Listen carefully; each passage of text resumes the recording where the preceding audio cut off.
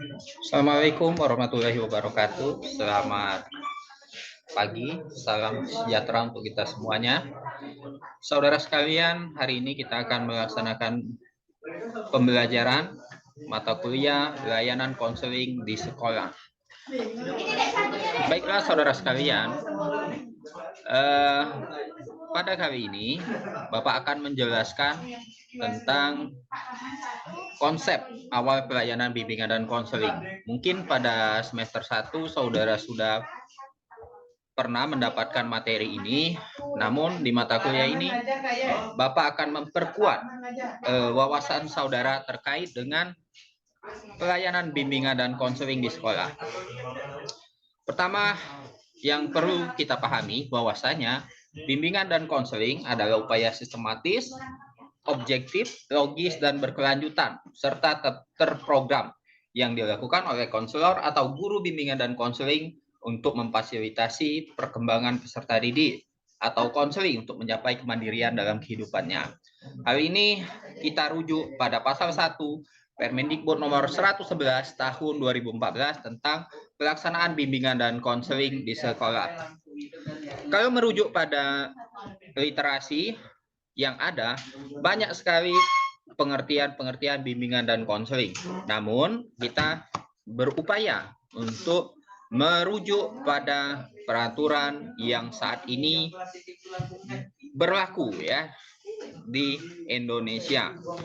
Namun, pengertian ini tidak hanya pada konsep semata ya. Saudara sekalian juga harus paham bahwa siapa orang yang menerima layanan konseling. Nah, jadi orang yang menerima layanan konseling itu biasanya disebut sebagai konseli ya.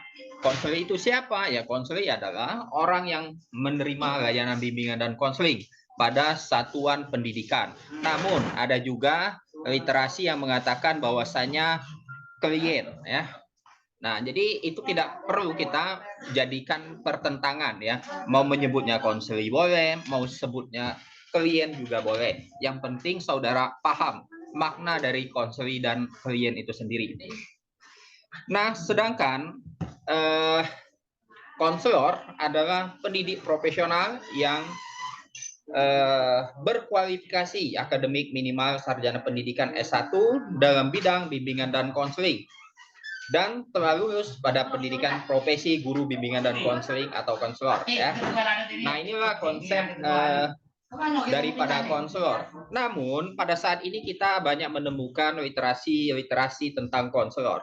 Entah itu konselor di bidang sosial, entah itu konselor di bidang penyuluhan, ya banyak sekali orang-orang yang menamakan diri sebagai seorang konselor. Namun ketika kita merujuk pada Undang-Undang Sistem Pendidikan, di sana ditemukan bahwasanya konselor itu adalah pendidik profesional yang berkualifikasi akademik sarjana S1 dalam bidang bimbingan dan konseling dan telah menempuh pendidikan profesi. Itu artinya apa? Bagaimana dengan sebutan konselor-konselor yang ada di lingkungan masyarakat? Misal konselor di keagamaan, konselor di sosial, ya silakan saudara mendiskusikan itu ya nanti. Kemudian ada juga sebutan guru bimbingan dan konseling. Nah, mengapa dalam Undang-Undang Sistem Pendidikan Nasional yang lama masih disebutkan perbedaan antara konselor dan guru bimbingan dan konseling? Nah, itu artinya bahwasanya terdapat perbedaan antara guru bimbingan dan konseling dengan konselor. Apa itu bedanya? Kalau dilihat dari definisinya ya, guru bimbingan dan konseling itu adalah pendidik yang berkualifikasi akademik minimal sarjana pendidikan dalam bidang bimbingan dan konseling dan memiliki kompetensi di bidang bimbingan dan konseling. Nah, sedangkan konselor tadi wajib ya lulus pendidikan profesi guru bimbingan dan konseling. Kemudian, mengapa tidak ada definisi tentang kompetensi di bidang bimbingan dan konseling? Ya, karena itu sudah diperjelas di dalam konsep tentang guru bimbingan dan konseling. Berbicara tentang bimbingan dan konseling, tentu saja kita harus memahami tujuan dari pelayanan bimbingan dan konseling itu sendiri. Apa tujuan dari bimbingan dan konseling? Nah, tujuan bimbingan dan konseling itu ya bisa kita lihat dari tujuan umum, yaitu layanan bimbingan dan konseling tujuannya adalah membantu peserta didik atau konseli agar dapat mencapai kematangan dan kemandirian dalam kehidupan serta menjalankan tugas-tugas perkembangannya yang mencakup aspek pribadi, sosial, belajar, karir secara utuh dan optimal. Nah, ketika kita melihat tujuan ini, tentu saja sebagai saudara nanti sebagai calon guru bimbingan dan konseling harus memahami nanti kerjaan kita ini apa ya, sehingga kita perlu memiliki kompetensi dalam bidang bimbingan dan konseling. Nah, di sini kata kunci yang menjadi tujuan bimbingan dan konseling adalah pertama, memandirikan, kedua, mampu mencapai tugas perkembangan dalam berbagai aspek tadi ya, aspek pribadi, sosial, belajar, dan karir. Secara apa? Secara utuh dan optimal ya. Mengapa Bapak tidak menggunakan kata-kata maksimal?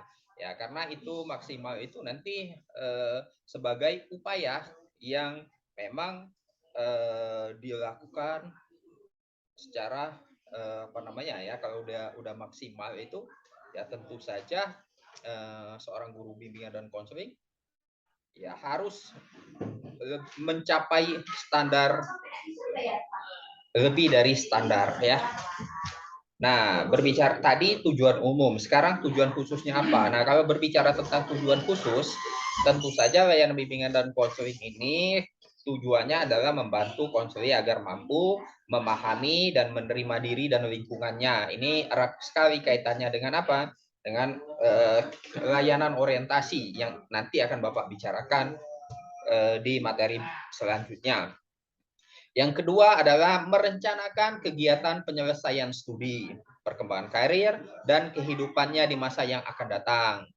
Kemudian yang ketiga adalah mengembangkan potensi peserta didik seoptimal mungkin. Kemudian yang keempat adalah menyesuaikan diri dengan lingkungannya. Dan yang kelima, mengatasi hambatan atau kesulitan yang dihadapi oleh peserta didik dalam kehidupannya. Dan terakhir adalah mengaktualisasikan dirinya secara bertanggung jawab. Oke, saudara sekalian, jadi sebagai calon guru bimbingan dan konseling, tentu saja kita harus memahami konsep dasar daripada bimbingan dan konseling itu ya. Saudara sekalian, pelayanan bimbingan dan konseling tentu saja tidak dilakukan secara apa adanya ya. Tetapi pelayanan bimbingan dan konseling itu harus dilakukan seoptimal mungkin. Oleh karena itulah, siapa yang menjadi sasaran dalam pelayanan bimbingan dan konseling? Nah, berbicara tentang ini, tentu saja kita memiliki sasaran itu mulai dari sasaran umum dan sasaran khusus. Untuk sasaran umum, bimbingan dan konseling itu yang menjadi sasarannya adalah konseli atau peserta didik atau individu yang terdaftar menjadi anak didik di lembaga pendidikan yang bersangkutan. Ini tujuan umumnya, sasaran umumnya ya. Mengapa demikian ya? Karena fokus pelayanan guru bimbingan dan konseling itu kan di sekolah, makanya sasarannya adalah peserta didik yang terdaftar menjadi peserta didik di lembaga pendidikan yang bersangkutan. Kemudian sasaran khususnya siapa? Ya tentu saja sasaran khusus dalam bimbingan dan konseling adalah tumbuh kembang seluruh potensi anak didik secara optimal. Nah, itu sasaran layanan bimbingan dan konseling. Namun, ketika saudara merujuk pada literasi yang lain, tentu saja sasaran dari pelayanan bimbingan dan konseling itu adalah siapa? Seluruh manusia ya. Nah, itu kalau kita merujuk dari pakar-pakar di bidang bimbingan dan konseling. Yang Bapak sampaikan ini merujuk pada apa? Ya tentu saja merujuk pada regulasi yang ada. Regulasinya apa? Ya tadi Peraturan Menteri Pendidikan nomor 111 tahun 2014 tentang pelaksanaan bimbingan dan konseling di sekolah dasar dan sekolah menengah. Nah, itu merupakan rambu-rambu pelayanan bimbingan dan konseling yang berlaku saat ini di Indonesia. Oke, saudara sekalian, selanjutnya kita akan melihat bagaimana fungsi dari bimbingan dan konseling itu. Bimbingan dan konseling ya berfungsi untuk mengembangkan potensi peserta didik kita secara optimal. Nah, oleh karena itulah, maka dari itu tadi, maka dibagi menjadi 10 fungsi ya, yang melekat pada apa? Pada bimbingan dan konseling di Indonesia. Karena kita orang Indonesia ya, bahasanya tentang kajiannya tentu saja sesuai dengan atau regulasi yang ada di Indonesia.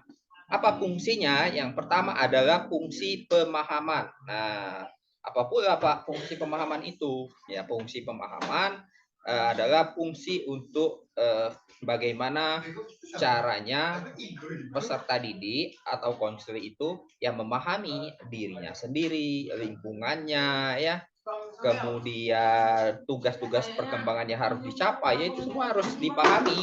Kemudian ada juga fungsi fasilitasi. Nah, fungsi fasilitasi ini di mana guru bimbingan dan konseling berfungsi untuk memfasilitasi perkembangan peserta didik itu secara optimal.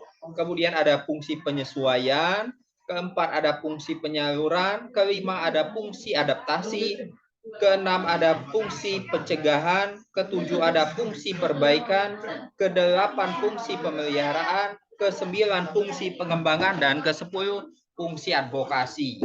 Ini semua telah apa namanya termuat dalam Permendikbud nomor 111 tadi ya.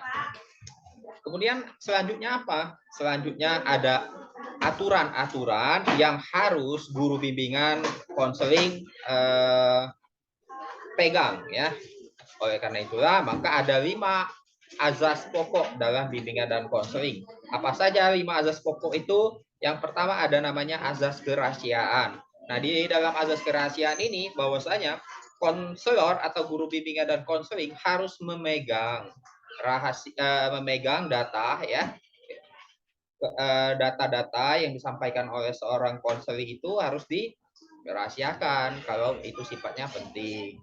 Maka ada yang namanya janji konselor ya. Di semester 1 mungkin udah disampaikan oleh dosen pengampu pada mata kuliah dasar-dasar bimbingan dan konseling.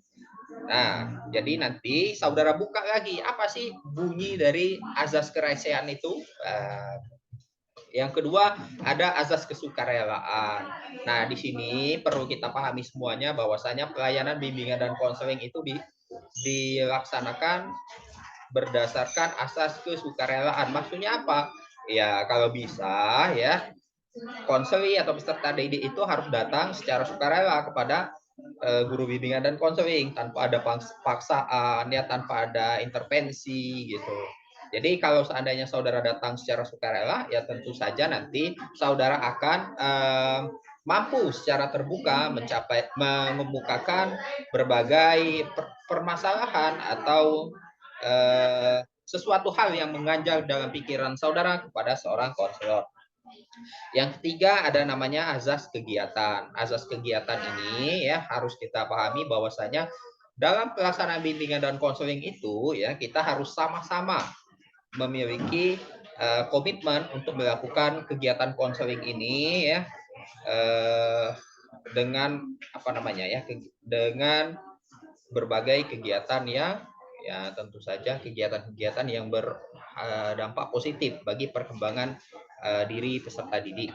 Yang keempat ada azas kemandirian dan kelima ada azas keobjektifan. Ini tentu saja sudah dibahas pada mata kuliah dasar-dasar bimbingan dan konseling. Nah, untuk azas lainnya juga banyak ya, ada azas keterbukaan, azas kekinian, kedinamisan, keterpaduan, ada azas kenormatifan, azas keahlian, ada azas ahli tangan kasus, dan ada juga azas tutwuri handayani. Nah, mengapa tadi Bapak menekankan kepada kelima azas ini? Karena kelima azas ini ya merupakan apa namanya, aturan-aturan yang memang harus kita pegang teguh supaya proses konselingnya berhasil. Selanjutnya saudara sekalian, kita akan berbicara tentang bidang pengembangan dalam bimbingan dan konseling. Nah, dalam bidang pengembangan bimbingan dan konseling itu terdiri dari bidang pengembangan pribadi, ada bidang pengembangan hubungan sosial, ada bidang pengembangan kegiatan belajar, ada juga yang keempat itu bidang pengembangan karir, kelima ada bidang pelayanan kehidupan berkeluarga. Dan keenam ada bidang pelayanan kehidupan berpekerjaan, ketujuh bidang pelayanan kehidupan keberagamaan, dan kedelapan pelayanan kehidupan kebermasyarakatan. Artinya apa? Ya artinya tadi saudara sekalian bahwasanya bimbingan dan konseling itu harus dilakukan secara komprehensif, holistik ya. Nah, selanjutnya untuk layanan, untuk berjenis layanan. Nah, kalau kita merujuk pada konsep layanan bimbingan dan konseling yang populer di Indonesia, ya ada namanya pola BK 17+ dan pola BK komprehensif. Oleh karena itu, di sini ya mungkin penamaannya yang berbeda, yang ada sedikit berbeda, tetapi maknanya itu sama ya. Dan jenis layanan ini Bapak lanjutkan aja ya, Bapak next aja karena ini udah Bapak tanyakan di pertemuan pertama kemarin. Nah, selanjutnya ada kegiatan pendukung dalam pelaksanaan bimbingan dan konseling. Nah, dalam kegiatan bimbingan dan konseling itu ada kegiatan pendukung ya. Kegiatan pendukung ini maksudnya apa ya? Tentu saja untuk mendukung kegiatan konseling kita. Untuk mendukung keberhasilan konseling tentu saja ada hal-hal yang perlu dilakukan oleh guru bimbingan dan konseling. Yang pertama adalah aplikasi instrumentasi. Apa itu aplikasi instrumentasi? Ya, ini aplikasi instrumentasi adalah kegiatan ya, kegiatan yang dilakukan oleh konselor untuk mengumpulkan data ya melalui instrumen, bantuan instrumen. Apa itu instrumennya? Ya, instrumennya banyak. Ada instrumen non-tes dan instrumen tes. Berbicara tentang instrumen tes, tentu saja instrumen tes itu adalah instrumen yang mengukur sejauh mana ketercapaian atau kompetensi yang dimiliki oleh peserta didik. Apa beda instrumen tes dan instrumen non-tes? Nah, kalau instrumen tes biasanya dia memuat kunci jawaban di dalamnya. Kemudian instrumen tes itu juga mengukur nanti kebenaran atau kesalahannya. Berbeda dengan instrumen non-tes. Kalau instrumen non-tes dia biasanya mengukur kecenderungan perilaku yang ada pada peserta didik kita. Oleh karena itulah biasanya kalau instrumen non-tes kunci jawaban tidak disediakan karena kita tidak mengukur benar salah ya. Nah, jadi harus dipahami perbedaan dari instrumen non-tes dan instrumen tes. Kemudian ada juga yang kegiatan pendukung yang kedua itu himpunan data. Nah, ini kita menghimpun data-data yang ada pada diri peserta didik atau diri konseling. Apa saja contoh dari data ini yang akan dihimpun? Ya bisa jadi datanya tentang identitas diri ya, kemudian data-data tentang keluarga, data-data tentang prestasi belajar, itu bisa kita kumpulkan. Nah, yang ketiga ada konferensi kasus. Konferensi kasus ini merupakan sebuah kegiatan ya, kegiatan yang dilakukan oleh konselor untuk membahas sebuah kasus yang sulit dipecahkan, mungkin membutuhkan pihak lain dalam penanganannya. Itu namanya konferensi kasus. Dan yang keempat ada kunjungan rumah. Kunjungan rumah ini merupakan kegiatan pendukung yang dilakukan oleh guru bimbingan dan konseling atau konselor untuk mendapatkan data-data yang lebih dalam lagi berkenaan dengan kehidupan dan aktivitas daripada peserta didik kita. Kemudian ada tampilan kepustakaan. Apa itu Pak tampilan kepustakaan dan bagaimana kegiatan tampilan kepustakaan? Ini tampilan kepustakaan biasanya dilakukan oleh seorang guru BK atau konselor itu ya untuk membuka wawasan konseli atau peserta didiknya untuk memahami suatu kompetensi tertentu. Misalnya apa? Misalnya kita ingin mengajarkan bagaimana caranya atau memiliki keterampilan membaca cepat. Ya kita bisa memberikan buku yang berkaitan dengan itu. Kemudian yang terakhir ada alih tangan kasus. Nah, alih tangan kasus ini merupakan kegiatan pendukung apabila konselor atau guru BK tidak mampu lagi untuk menangani permasalahan yang ada pada peserta didiknya atau konselinya, ya terpaksa ditangankan kepada orang-orang yang lebih kompeten dalam menangani permasalahan itu. Contohnya apa? Ya contohnya ketika kita menemukan kasus tentang narkoba, ya tentu saja konselor karena kasus itu adalah kasus pidana, konselor tidak punya kompetensi untuk itu.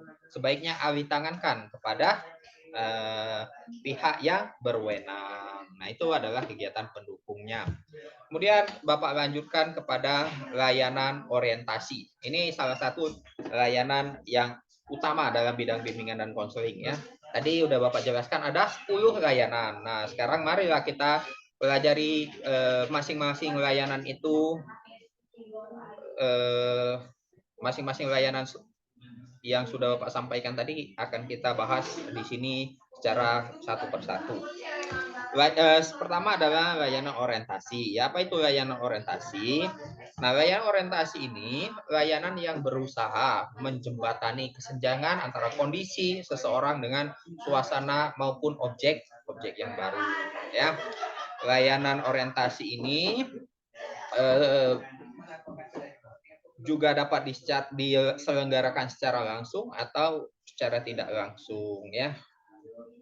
Nah, apa itu tujuan layanan orientasi? Ya, tujuan layanan orientasi itu tentu saja untuk mengantarkan anak atau peserta didik memasuki suasana atau lingkungan yang baru. Agar apa? Agar mampu menyesuaikan diri terhadap lingkungan atau situasi yang baru tersebut.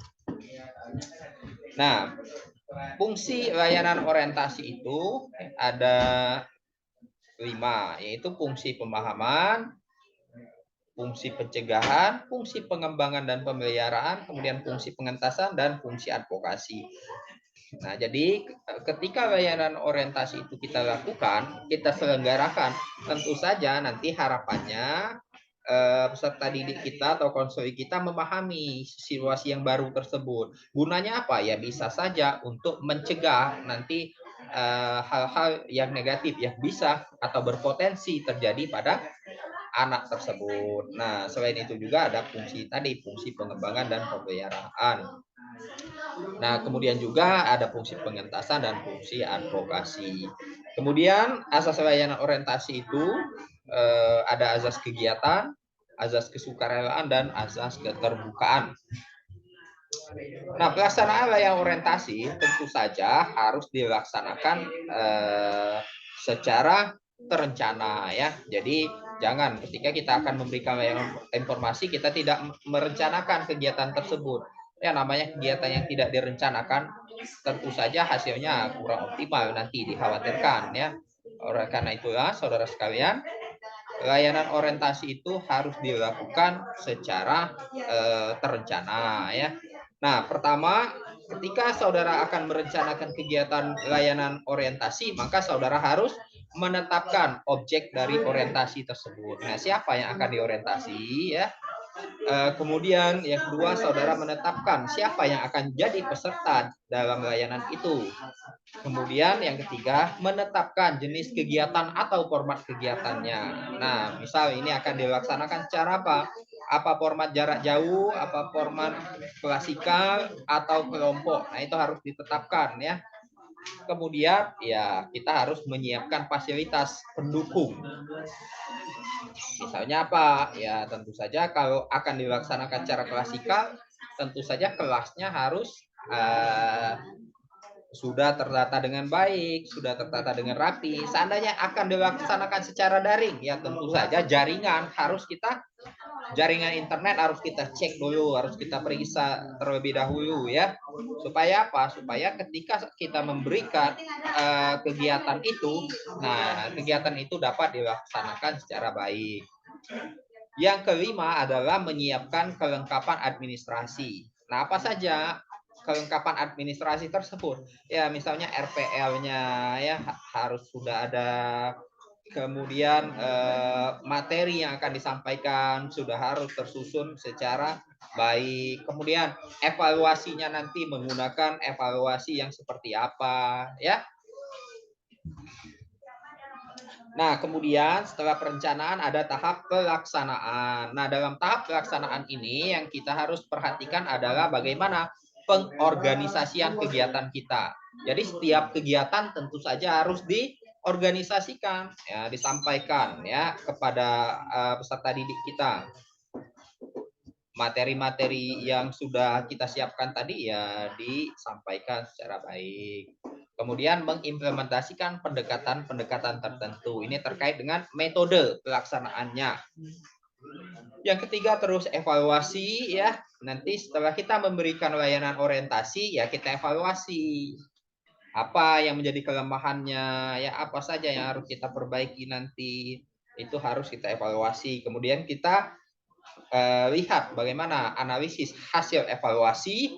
Ketika kita sudah menemukan data-data yang perlu diperbaiki, maka kita siapkan follow up-nya atau tindak lanjut.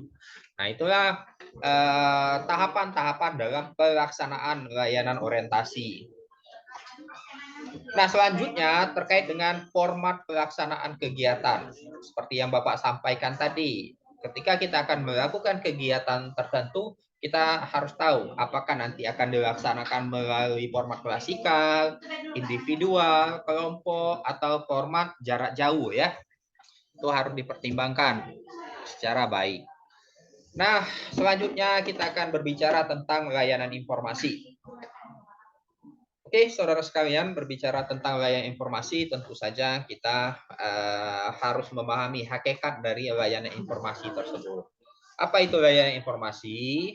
Layanan informasi adalah layanan bimbingan konseling yang memungkinkan peserta didik kita untuk menerima dan memahami berbagai informasi yang dapat digunakan sebagai bahan pertimbangan dan pengambilan keputusan untuk kepentingan peserta didik. Nah, layanan informasi ini diberikan tentu saja apa? Ya, tentu saja didasari atas kebutuhan dari peserta didik kita ya. Informasi apa yang yang dimiliki oleh peserta didik. Makanya informasi itulah yang idealnya seorang konselor lakukan. Kemudian tujuan layanan informasi itu adalah dikuasainya informasi tertentu oleh peserta layanan informasi yang nanti dapat digunakan oleh peserta didik untuk keperluan hidupnya sehari-hari dan perkembangan dirinya sehingga terwujudlah kehidupan efektif sehari-hari.